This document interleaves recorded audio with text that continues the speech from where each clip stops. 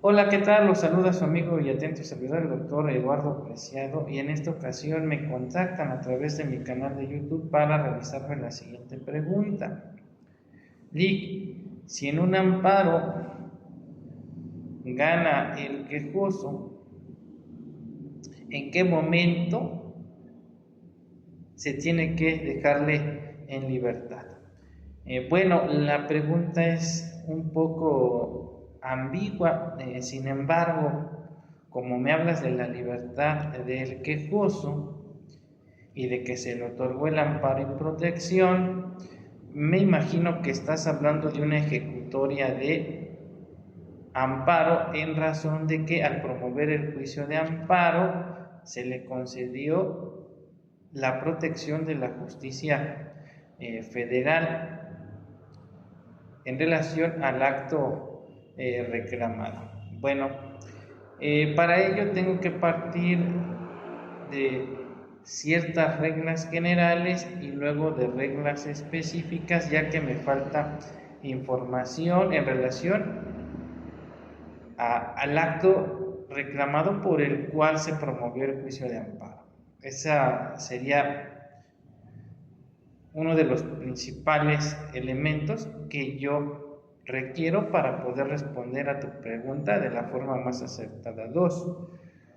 ¿Cuáles fueron los efectos de la sentencia mediante la cual se le otorgó el amparo y protección de la justicia federal? Y importantísimo saber si se trata de amparo directo o indirecto. ¿Y por qué es importante esto?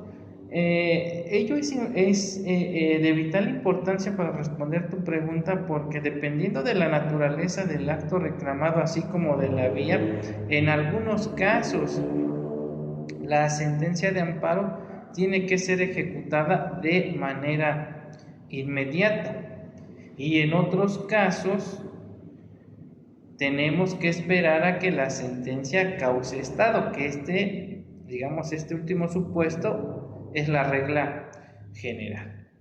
Y para ello, en primera instancia, debemos entender cuándo causa ejecutoria o cuándo queda firme una sentencia de amparo, y por ende se tiene que ordenar su cumplimiento. Y en ese sentido, necesariamente tenemos que remitirnos al artículo 356 del Código Federal de Procedimientos Civiles, ya que la ley de amparo es omisa en cuanto a precisarnos cuándo causan ejecutoria las sentencias de amparo. Y en términos de lo dispuesto por el artículo 2 de la ley de amparo, el Código Federal de Procedimientos Civiles es supletorio para todo aquello en que la ley de amparo sea omisa. Aclarado lo anterior y atendiendo a lo dispuesto por el artículo 356 del Código Federal de Procedimientos Civiles, causan ejecutoria las siguientes sentencias. En primer lugar, aquellas sentencias que no admitan ningún recurso, como por ejemplo en el amparo directo, donde por regla general es de una sola instancia. Esto quiere decir que la sentencia que en su caso emita el Tribunal Colegiado de Circuito no admite recurso alguno, salvo las excepciones que establece la Ley de Amparo y la Constitución. Y que te invito a ver otro video donde hablo en específico de ese tema para no desviarnos de lo que estamos analizando. En segundo lugar, las sentencias de amparo van a quedar firmes o van a causar estado cuando, admitiendo algún recurso, estas no fueron recurridas dentro del plazo legal que establece la ley para combatir el acto que pretendemos modificar o anular. Asimismo, también van a causar estado o causan ejecutoria las sentencias de amparo cuando, habiéndolo sido, se haya declarado desierto el medio de impugnación que promovimos o el interesado se haya desistido del mismo. Y finalmente van a causar estado o causan ejecutoria las sentencias de amparo en aquellos casos en que éstas sean consentidas expresamente por las partes o por sus representantes legítimos o mandatarios con poder bastante suficiente para ello. Tratándose de sentencias que no admitan recurso y las que sean consentidas expresamente por las partes o sus representantes, estas causan ejecutoria o causan estado por ministerio de ley. Esto implica que no tiene que haber un pronunciamiento en este sentido por parte del juez de amparo.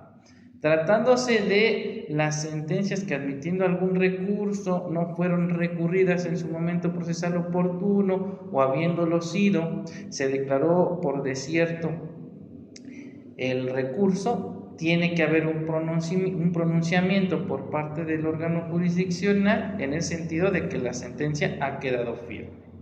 Aclarado lo anterior, la regla general es que para que se le dé cumplimiento a una sentencia de amparo y se pueda ordenar la libertad de una persona, es que la sentencia entonces tiene que causar estado, y a partir de que cause estado por ministerio de ley o el juez o tribunal de amparo hagan el pronunciamiento en ese sentido, se le debe requerir entonces a la autoridad responsable para que le dé cumplimiento a los resolutivos ordenados por el juez en la sentencia de amparo.